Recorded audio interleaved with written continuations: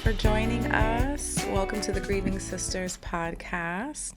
I'm Elizabeth. And I'm Jessica. And we just decided to start this podcast just to go through some grief talk. And it all came about, when was it? I lost my brother about 6 years ago. And obviously. Yeah, I lost my sister 4 months ago.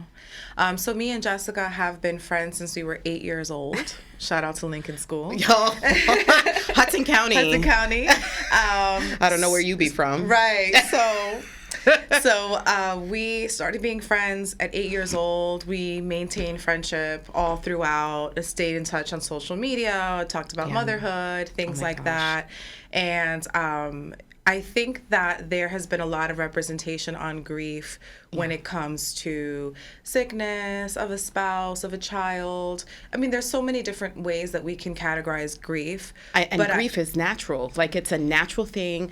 I also feel that, just to piggyback off of you, there's so many things that we grieve. We grieve loss of a job, loss of friendship, even motherhood you just brought up. It was a great thing, like our old identity, who we used to be, how we used to look, or, just so many different aspects. And then just the discussion of the healthy ways of how to grieve, right? Because, there's healthy ways and there's not so healthy ways, like excessive drinking or, there's just so many different things. And the reason, this is episode 1, and this is something that we are just kind of going over, things that we will be talking about, things that you will be able to hear and understand of, like, what we're going through. And know that there's a community out here for you. Yeah. As I was trying to find a grief counselor and going back into therapy, me and Jess connected so many times, and we were just like, there's a little bit of a space for like siblings, but I remember speaking to a grief counselor and them saying, sibling, it's especially hard to lose a sibling, and it's especially hard to lose a sibling that you're very close to. Correct. And also, because they were both our younger siblings, it was just, I don't know, like, you feel like you have a bit of a mothering role. Oh, right. That's Even exactly though, what it is. Right. Like, I raised him. I changed diapers at 5, Exactly. So it's like, especially when you're like the older sister, Jess is the oldest, I'm the oldest. Yeah. And we really connected. We've been there for each other. And Jess was like, I have this idea. Yeah. It was like a spur of the moment. Soon, yes. And I was like, no. Like, I started going on TikTok and I started documenting my grief journey, and I was using all these hashtags. Jess is not on TikTok yet. No. We're going to get her on TikTok. And so she was like, okay, you're comfortable with this. Let's try. And it just came out. And it was just amazing. Everything was just aligned. And shout out to Bravery Studios. Like, this is phenomenal. I mean, and like I said, look at this lighting, though. Look at my brother. Look, he's still doing it too. He's like, So you'll see back here, we have a picture of Shawnee. We have a picture of Natalie. These are our younger siblings. And we'll try to incorporate, little things like, words and things that we found. Like here we have like grief and joy can coexist, and that's really a big thing for me right now. My sister was somebody who lived out loud and did a lot of things and enjoyed her life, and so I'm trying to incorporate joy within my grief.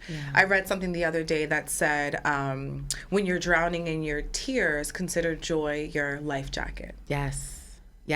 And that's phenomenal that you say that, because it's not that it's like taboo, but I just feel like it's so like you're not allowed to grieve. You're not allowed to grieve out loud. You're not allowed to feel the sadness and be present in the sadness.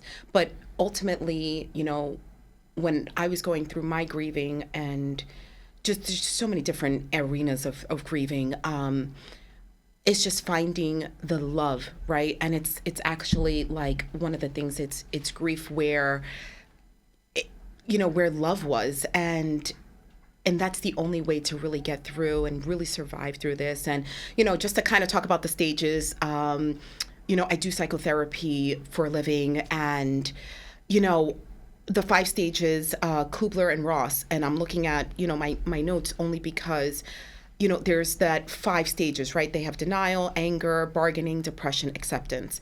But David Kessler, and I've been like leaning more towards him. He had lost his mom at a young age. He lost his son 8 years ago. He talks about the 6th stage, which is finding deeper purpose and meaning behind it.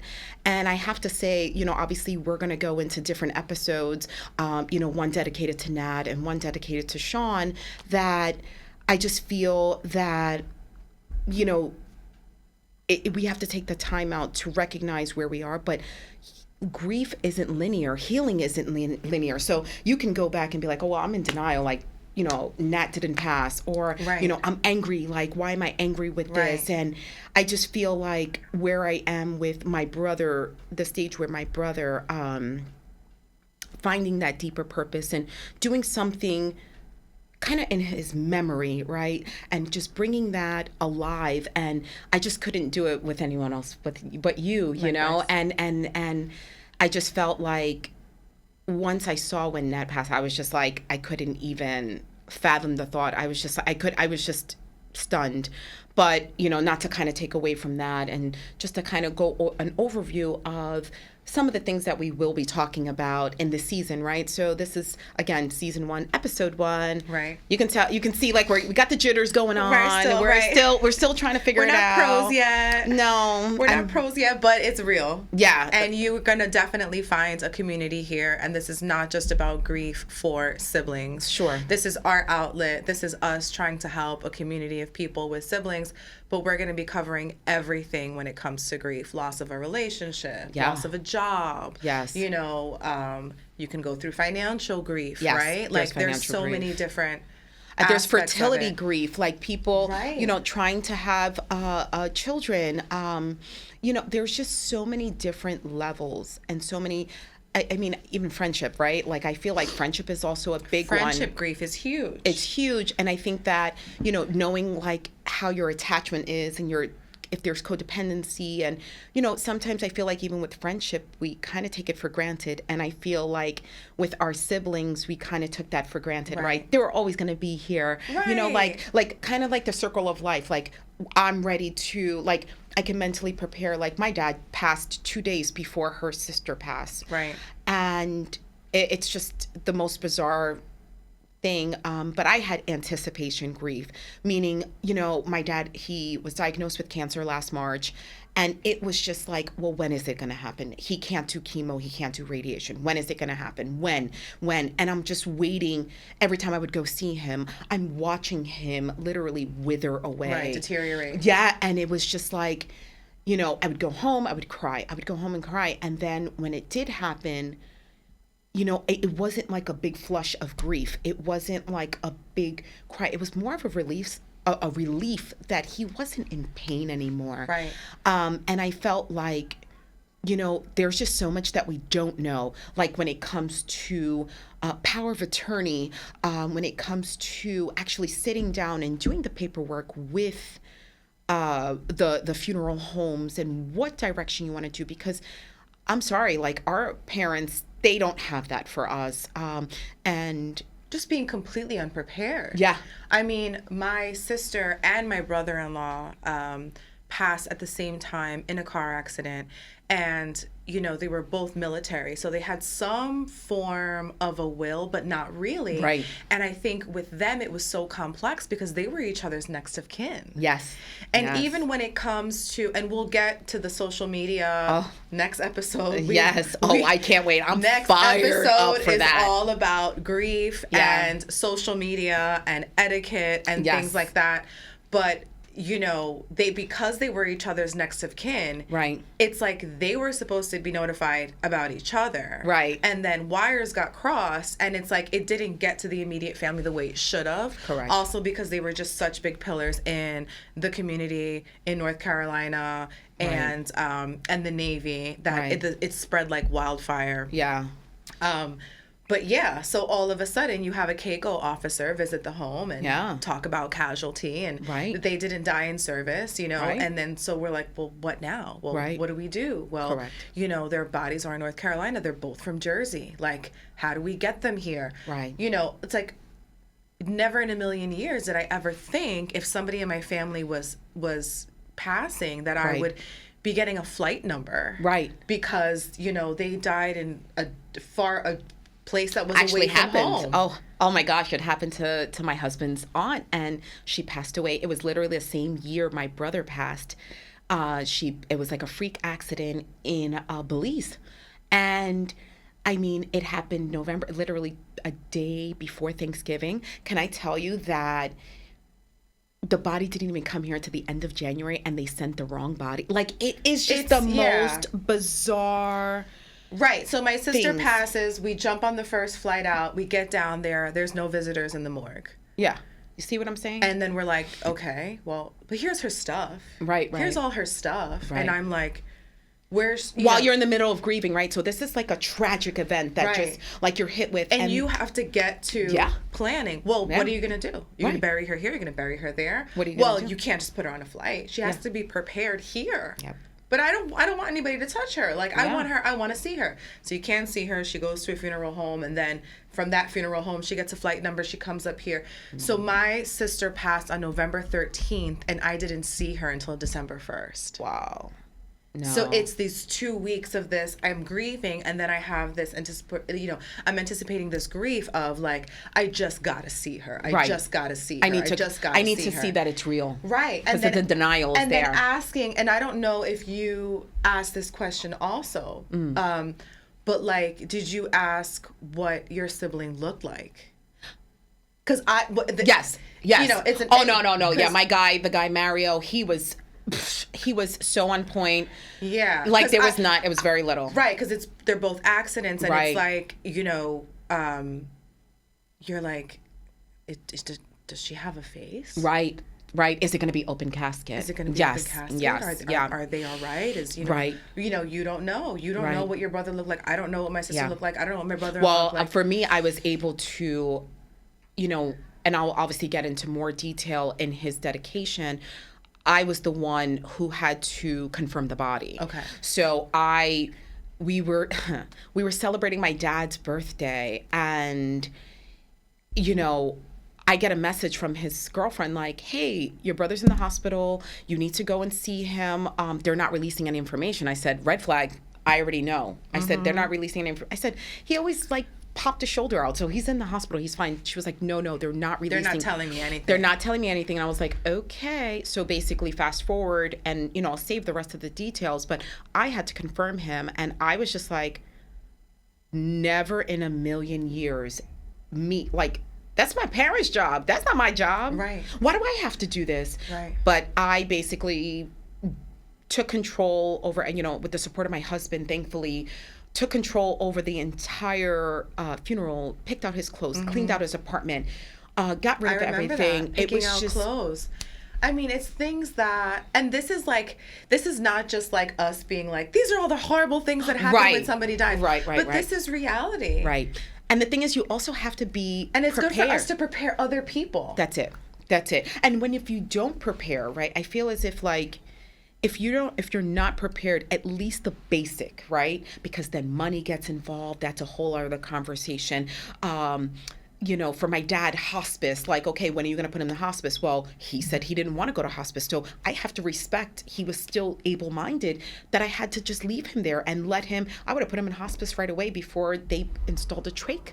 They had to install a trachea in. So again, with going into all these details, you know, what is a will? Like the estates, like, you know, just also having a place that you're like, all right, well, this episode, I know that they talked about how to deal with hospice or how to deal with funeral homes. How much would it cost to do a funeral? Open casket, closed casket, in the ground, cremated, you know, like, because we got my brother cremated, and then we also got my dad cremated, and they're both in the same niche. So it's like, what do you do? What do you do in such a case?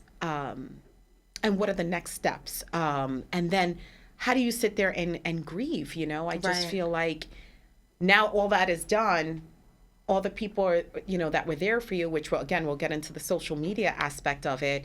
What do you do next? Like, how can you just sit there and just be with your feelings and maybe look at pictures and different, again, coping skills, you know. Right. I had a friend that he did breath work with me, and we drank cacao and, just really healthy. But then I was like, oh, I'm going to go get a drink. You know what? I'm going to numb this out because this is what I know. Right. I'm going to go do this because it's the easiest way to numb it out. And it's like we need more positive and different outlets. And obviously, once we do interviews with other people, they can talk about their purpose. Right. And, and whatever it is. And if you guys want to contact them and do services with them, that would absolutely be amazing. I actually did go get Grief Informed certified, so I do have that background. It's just very... For me, it was definitely my faith. Yeah. Yes. It was just me having these like group. I mean, I go to Soho Bible Study once a month on a Monday in Manhattan. This is a Bible study that started in a hair salon. I love that. It is it's called Kin House, I think. Okay. Beautiful, beautiful, huge salon in Soho. And my friend from I have like a smaller like women's group, Sure. Just a bunch of Christian women. We all go to different churches, but we're just like in the Jersey City area. And so I think we did Soho Bible Study. It was very intimate. It was really nice. And so I show up and I'm like, I'm seeing K18 hair products. I'm like, this is good stuff. Yeah. And then I'm you're getting shampoo. To real. I'm like, are we in a salon? Because you can't tell. It looks like a church. Like there's chairs and we're doing Bible study and we're singing worship music.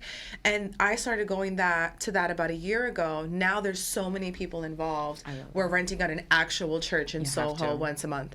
And so like, that's once a month on a Monday. Right. And I'm like, I need this like right now. Right. And so I had my group of women who, I mean, one of the girls there, her father had passed away not too long ago. And she was like, the same week that my father died, I showed up to Bible study. I'm doing exactly what you're doing. Like, you're in the right place. They all prayed over me. It was really, really nice. So definitely for me, it's definitely been leaning in on my faith. Mine, I just wanted answers. I wanted so many answers. Right. When I tell you I went to the depths of my soul because that's how much it rocked. There's nothing in this world that would ever rock me harder than my brother's death. Right. Everything else I'm just kind of like numb to. But in the same token, I do feel like I wanted answers. I wanted deeper. And, it kind of scared people away because I was really going deep. And some people, they can only go, they only have so much capacity that they can only go so deep to the point that, I'm like, okay, well, what is God? Why did he do this? Right. What's going on? Oh, Is there a God? That too. Is there a God? Like, who do you think you are? Why did you do this to such a young man? He was only 29 years old. Why on my dad's birthday? What sign are you trying to give me? What are you trying to awaken me with? What was your purpose, your intent? And when I tell you, I went to get cards read. Did I go? No, I didn't go to the medium. But I was looking into going to a medium. I just wanted to make sure my brother got to the other side safe. Mm-hmm. That was that. Right. Like, I was very concerned with that. And they were just like, a lot of people light a white candle, guide him through the way. So, like, I can't wait to go into, like, the religious and the spirituality part of it. Because I got signs. Yes. So it was like... Yes. Mine was dreams. Mine were dreams. I had a few dreams with my brother. Yeah, I got signs and I got scared. Yeah. That's it. And that's it, right? And I was like, I love you, but don't freak me out. So some people, like, they're not into that. They're not into past regression, right? And there's really like a whole entire, like, literally life after death. Right. Like that kids movie, the Disney movie that they talk about, like the he was waiting for his soul to go up and he didn't, the musician, I forget the name. Soul. Yeah. Yes, well, there you go. Yeah. Right? So, and just that movie alone, I was so drawn to that. I love that movie. One of my favorite movies. And I just feel that we're all here for a purpose. Whether it's a long purpose, short purpose, everybody comes into each other's lives. Like, imagine that. Like, who would have thought in a million years, 30, 40 years later, that we're, like, together doing a podcast, but then talking about the traumatic incidences of our siblings. Right.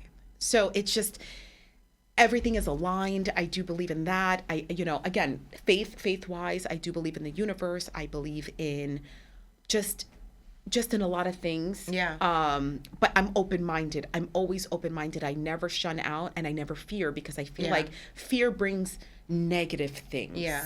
You're allowed to have healthy fear, but like fearing the other side, it just and you're really allowed scares. to have healthy anger in your faith as well, right? Yes. Because I remember going to my pastor and saying, like, I am trying to please God, and I am having a really hard time. Absolutely. And then I went through this really dark part where I said, well, what is God trying to prepare me for with my sister dying? Are one of my kids going to die? Right.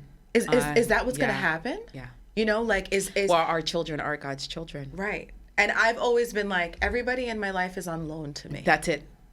We're all but God's not our children. Siblings. Right. Not our siblings. They're supposed to be forever. Right. Right. Like you're so mentally prepared. That's why I brought up my dad. Like, you're so mentally prepared to, circle of life, put your parents to rest, right? Like, this is, what you do. You're allowed to grieve them. You're allowed to miss them or whatever. But our siblings and the younger ones, and they didn't even have kids yet. They didn't even start their family. Right. And essentially, sure, did they start their life? They did some great things with career, sure, but my therapist said, so, like, I feel like you have survivor's guilt. Yeah. Because, same thing. Shawnee was 29. 29. My sister was 37. And we're like, they didn't even get to live their life. Yeah. Yeah. Not even a full, it's just the most I still, to this day, can't believe it, right? And it's 6 years, and I still can't even believe it. Because it feels like yesterday. Yes. Yeah. Yes. I can close my eyes and still see him in the morgue. They're freezing, and I'm like, wow, I didn't touch him. I was just like, you look peaceful. I'm going to let you just be in peace. And that's so you were pretty peaceful. Yeah. Yeah, he was peaceful. I wasn't. I was just like, right. No, this can't be happening. Right. But yeah, so I think that we covered a lot of things. I think that we had talked about mentioning, like, what is your first experience with death? Yeah. So that's another episode. Right. Sometimes I look at my daughter and I'm like, I grieve my own, like, childhood, because I'm like, dang, girl, you got it made, and I wish I had this as a child, but I had mayonnaise, I had Wish sandwiches and quarter juices, know? Right. We could, that's when we can afford. Right, exactly. This is what you had. But I do think that, just to let you know, when coming up for our next episode and doing interviews, we do have a social media account. We have Instagram and we have TikTok. Yeah, we're going to be starting up the TikTok. I'm going to get on that. I think this is just going to be a beautiful journey, and I'm excited. Yeah. I'm so excited for everybody to be a part of it. And like, grief is not linear. We're going to be all over the place. No, too. yeah. Absolutely. And we'd love some comments and some feedback. Absolutely. Give us some feedback. Questions. Yeah. Like, we're definitely going to have some Q&As where we answer a bunch of questions. Like, that's a question that we had, like, to our followers or people who are interested. Like, what was your first experience with death? Yes. How did you handle it? What, because it could be so different. You could have a miscarriage. That's totally different. Right. From losing your parent or things like that. Yeah. So I thank you all for listening. I'm looking forward to this. I think we're both looking forward to this. And we made it through the first one without crying. Yes! That's a freaking goal right there. Like, my amazing. Goodness. Yes. Amazing. Yes. So thank you all so much. Yes, and tune in for the next episode. All right, I'm looking forward to it.